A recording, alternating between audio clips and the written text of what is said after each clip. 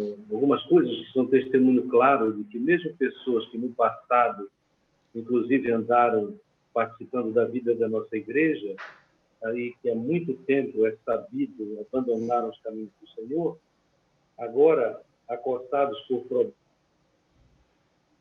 problemas, morte de entes queridos, ameaças muito reais de morte, eles estão apelando, mas apelam de uma forma muito esquisita.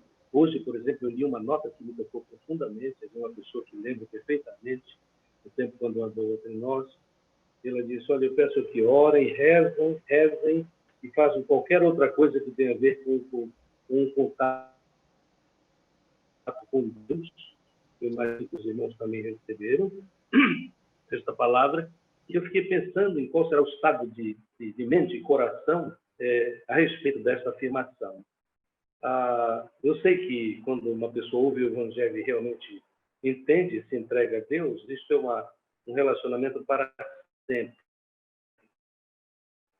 Mas, de fato, eu fico dolorido quando eu vejo que pessoas que poderiam ter tido um crescimento constante para terem segurança neste tempo de crise maior, eu sei que é um julgamento, mas eu tenho razões para julgar que alguns não têm isso, o que é muito lamentável, porque Deus, de fato, é Senhor, Ele é bom, Ele cuida de nós, mas Ele nunca prometeu algo que Ele não pode fazer. E o que Ele promete não é vida eterna aqui deste lado da eternidade, o que Ele promete não é todo o tempo saúde, e há tantas pessoas erradas a respeito de seus pensamentos e suas ideias a respeito do assunto. Naturalmente que a crise é muito grande, todos nós somos afetados por ela. Hoje, por causa da intensidade dos sofrimentos da irmã Silvânia, sem dúvida nós estamos bastante tocados com o sofrimento dela, mas eu dou graças a Deus porque a fé que ela tem no Senhor Jesus e aquilo que ela incorporou do que tem ouvido até aqui durante toda a sua vida tem efeitos. Mas mesmo assim eu noto que, mesmo nós que estamos em relativa fortaleza espiritual, dependendo da magnitude do nosso sofrimento, às vezes nós temos a tendência de falhar. E eu percebo que uma das áreas em que a maioria de nós tem uma tendência a falhar no meio da crise maior é nessa questão de que basta para cada dia o seu mal. Eu tenho notado alguns irmãos que, de fato, têm apresentado, por causa da coragem que têm de ser na nossa presença, na sua presença também, eles comentam muito demoradamente as suas projeções ruins para o futuro próximo. E gostaria de dizer que é bom que nós oremos uns pelos outros, a fim de que nós evitemos esta prática, este exercício do sofrimento, né? Porque alguns de nós, quando estamos enfraquecidos, nós pensamos: amanhã eu não poderei fazer isto, eu não poderei fazer aquilo. Amanhã os problemas vão se avolumar, porque e nós temos algumas razões, vamos dizer, puramente mentais, que podem nos levar a isso, né? Não há nenhuma dúvida, que a gente não pode negar, que o sistema de apoio de saúde está acabado. Nós não podemos negar isso. Então, algumas decisões que nós preferimos não tomar, nós temos de tomar a bem do melhor. Mas sempre, eu entendo pela própria palavra, sempre evitando projetar males para o dia de amanhã. Porque nenhum de nós sabe, eu acrescento, graças a Deus, o que será o dia de amanhã. Mas no dia de amanhã, Deus continuará o mesmo, não é? Que nós conhecemos até hoje. Porque esta é a sua natureza. E há versos bíblicos que saltam a nossa mente, né? Ele é o mesmo hoje, é o mesmo, o verbo é até esquisito, mas é para Deus, né? É o mesmo ontem, hoje e amanhã, e para sempre. Então, ele é o nosso refúgio. E quando nós nos refugiamos nele, nós vencemos qualquer circunstância, mesmo quando as circunstâncias são terríveis à nossa volta. Há dois textos, aliás, os dois textos que têm ocupado a minha mente muito, eu sei que foi por causa das experiências deste dia, são o Salmo 46, do qual eu recitei um verso 11, mas todo ele é maravilhoso para nós. E, aliás, na palavra de Deus há tantos textos, né? As coisas simples que nós decoramos há tanto tempo, numa outra versão bíblica, continuam nos ajudando, né? E quando a gente inunda a mente e o coração dessas palavras, nós sofremos menos, nós nutrimos ainda a esperança, que é o que deve ocorrer. O texto do Salmo 46. Deus é o nosso refúgio e fortaleza. É impressionante o fato que estas palavras são refúgio e fortaleza. Refúgio é o lugar para onde nós vamos quando estamos em grande perigo, né? Na minha vida, algumas vezes eu recorri a refúgios, quando na natureza, não é? E Deus me abençoou e eu tenho essas experiências bem gravadas no meu coração. Então, Deus é nosso refúgio e fortaleza, socorro bem presente na angústia. É esse tempo que nós passamos, de grande angústia. Por isso não temeremos, ainda que a terra trema e os montes afundem nas profundezas do mar. Ainda que as águas venham a rugir e espumar, ainda que os montes estremeçam na sua fúria. Há um rio cujas correntes alegram a cidade de Deus, o lugar santo das moradas do Altíssimo. Deus está no meio dela e não será abalada. Deus ajudará desde o amanhecer. As nações se enfurecem, os reinos se abalam, ele levanta a sua voz e a terra se dissolve. O Senhor dos Exércitos está conosco, Deus de Jacó é nosso refúgio. É interessante o refrão. Há refrões simples que nós devemos repetir, e não é só por causa do exercício mental, é por causa de isto ser o recurso espiritual para nós que confiamos em Deus e temos razões para isso. Vinde contemplar as obras do Senhor, que devastações fez na terra. Ele acaba com as guerras até os confins do mundo, quebra o arco, despedaça a lança, destrói os carros com fogo. Aí, este verso 10 é preciosíssimo. Aquietai-vos e sabei que eu sou Deus. Aquietai-vos tem muito a ver com paciência, né? A gente só se aquieta quando pacientemente olha para os acontecimentos e diz para Deus: olha, Deus, eu quero que tu me ajudes e eu creio que tu vais me ajudar de acordo com a tua vontade. Aquietai-vos e sabei que eu sou Deus, sou exaltado entre as nações e sou exaltado na terra. E o último verso: o Senhor dos Exércitos está conosco, o Deus de Jacó é o nosso refúgio. Este é um momento quando, por causa dos ricos relacionamentos que nós temos, especialmente na igreja e na família, e que bênção é nós termos família e igreja, né?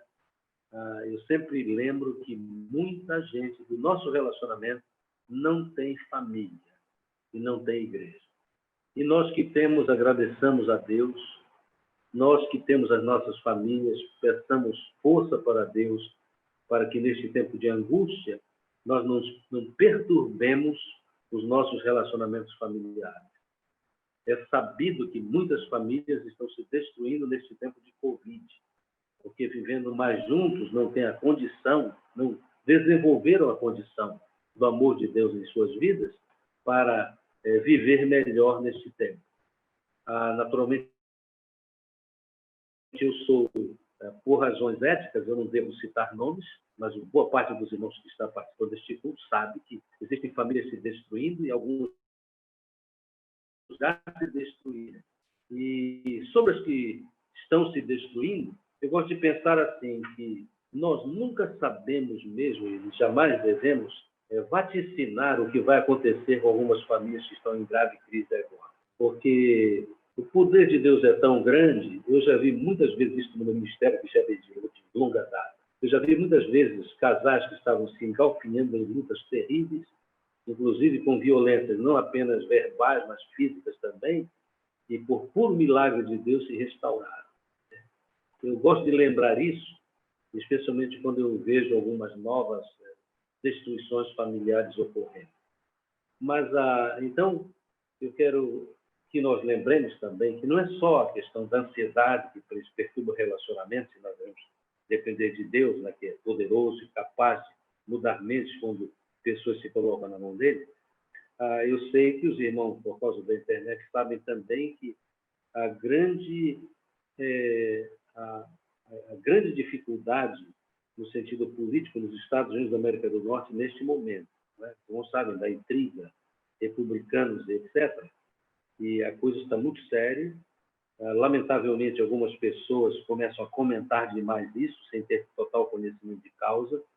E, de fato, nós precisamos lembrar de que os problemas agora não são só sobre famílias, sobre igrejas que estão também se degladiando por conta de decisões esta ou aquela, mas alguns países estão entrando em grande dificuldade. Eu tenho pensado muito a respeito disso, por causa das conexões que eu tenho com os Estados Unidos, e o fato de que eu conheço algumas realidades lá. Lá, há muitas pessoas que têm um espírito revolucionário e perturbado, e naturalmente por causa da realidade norte-americana, especialmente a respeito do acesso a armas, é um pezinho para o diabo usar uma dificuldade como essa para criar uma revolução de resultados absolutamente imprevisíveis. Então, nós devemos orar também para que os que são do Senhor naquele país, de fato, tenham uma posição sóbria e saibam aguardar e pedir a Deus o seu poder para que isto tudo cesse. E aquela nação que tem por muito tempo sido bom testemunho do conhecimento de Jesus Cristo, possa continuar o seu papel, que até aqui tem sido, muitas vezes, abençoador. Naturalmente, poderíamos fazer alguns comentários sobre o nosso país também. Nós precisamos da ajuda do Senhor neste tempo, porque há muita incompreensão, há muita falta de paciência. Mas o outro texto que tem embalado o meu coração é um texto para o qual eu volto muitas vezes, que é do Senhor Jesus. Os irmãos já esperam, eu creio. Mateus 6, a partir do verso 25. Porque isto deve ser algo constantemente na nossa mente, por causa desse acréscimo de ansiedade. Né? Ele diz, não fiqueis ansiosos quanto à vossa vida, com o que comereis, com o que bebereis, nem quanto ao vosso corpo, com o que vestireis. Não é a vida mais do que o alimento e o corpo mais do que o vestuário? Olhai para as aves do céu, que não semeiam, nem colhem, nem ajuntem em celeiros, mas vosso Pai Celestial as alimenta. Acaso não tendes muito mais valor do que elas? Qual de vós, por mais ansioso que esteja, pode acrescentar sequer uma hora à duração da sua vida?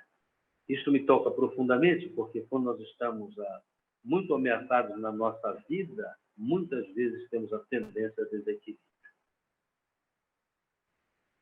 Tenho visto muito isso nesses dias. Né? E por que andais ansiosos quanto ao que vestir? Olhai para os lírios do campo, como crescem, eles não trabalham nem tecem. Mas eu vos digo, disse Jesus, que nem mesmo Salomão em toda a sua glória se vestiu como um deles. Se Deus veste assim a planta do campo, que hoje existe e amanhã é jogada no forno, quanto mais a vós, homens de pequena fé. Portanto, não vos inquieteis dizendo que comeremos, que beberemos ou com que nos vestiremos, porque os gentios, isto é, os incrédulos, é melhor pensar assim, né? Os incrédulos aqui pensam todas essas coisas. E, de fato, o vosso Pai Celestial sabe que precisais de tudo isso. Mas buscai primeiro o seu reino e a sua justiça, e todas essas coisas vos serão acrescentadas. Não vos inquieteis, pois, pelo dia de amanhã, porque o dia de amanhã trará as suas próprias preocupações. Basta cada dia o seu problema. Foi assim que eu comecei, dizendo que eu tenho visto pessoas entre nós, dos nossos, e que conversam com liberdade comigo, eu creio que os irmãos também, né? Dizendo como é que vai ser amanhã, por isso e mais aquilo. Né? Como é que vai ser amanhã na minha família, como é que vai ser amanhã na minha vida, como é que vai ser amanhã na minha igreja. Né? Todas as igrejas do mundo estão sofrendo, mas a boa lembrança é que Jesus disse que nem o diabo prejudicaria o avanço da igreja e a vitória dele e nossa, porque nós participaremos e estamos já participando dessa vitória. Basta cada dia o seu mal. O que eu quero dizer para os irmãos é que nós devemos fazer um exercício consciente de não entrar nessa de projetar mais. Especialmente quando temos alguém do nosso lado, alguém da nossa família, algum do nosso relacionamento, que tem esta prática ruim neste tempo, por causa da fraqueza que estão experimentando, vamos tentar mudar esta direção de comentários. E uma boa maneira, hoje, eu e Alice fizemos isso já, é dizer, olha, não projete males. E voltar ao assunto, porque mesmo quando a gente sugere, assim, isso é pessoalmente, não projete males, pense em coisa boa, pense em o que Deus prometeu. Deixe de lado o que Deus não prometeu e você pensa que ele prometeu. as pessoas é como se não ouvissem. Interessante como somos, né? A gente sugere, mas a pessoa volta para o mesmo trilho. E, naturalmente, não só os outros, nós, quando estamos passando por alguma fraqueza, temos a mesma tendência. Vamos abandonar isso. Vamos lembrar essa simples frase de Jesus: basta cada dia o seu mal. Eu gosto muito da figura do Velho Testamento do maná, né? Lembrando que ninguém podia colher maná para amanhã, era só para hoje, né? Era só na sexta-feira que podia, porque o sábado estava vigorando sobre aquele povo. Mas o maná é todo dia, né? Amanhã tem mais. Não só alimento, mas amanhã tem mais bênção de Deus. Amanhã tem mais, não só nesse sentido, mas amanhã Deus tem mais coisas para fazer e estamos aplicando a nossa vida, que é limitada, mas é bela, para a glorificação de Deus. Então, eu estou voltando a estes textos fundamentais do Velho e do Novo Testamento, porque eu entendo que nesta hora é o que precisamos. Quando a vida complica, a gente precisa simplificar os nossos princípios reguladores da nossa vida, especialmente da nossa vida espiritual. E aqui é Deus como fortaleza e a certeza de que vai continuar cuidando de nós. A minha oração é que Deus nos abençoe e continue nos usando. Ele está usando. Por causa da maravilha da internet, nós temos acesso a muita gente que, se não fosse a internet, não tínhamos como fazer isso. Então, este Covid veio no tempo de Deus, quando nós podemos ter esse recurso tão especial para o nosso fortalecimento pessoal, mas para que Deus nos use a fim de que outros sejam fortalecidos, porque Deus tem nos mantido ainda fortes e seguros, por certo, na sua palavra. Deus os abençoe ricamente.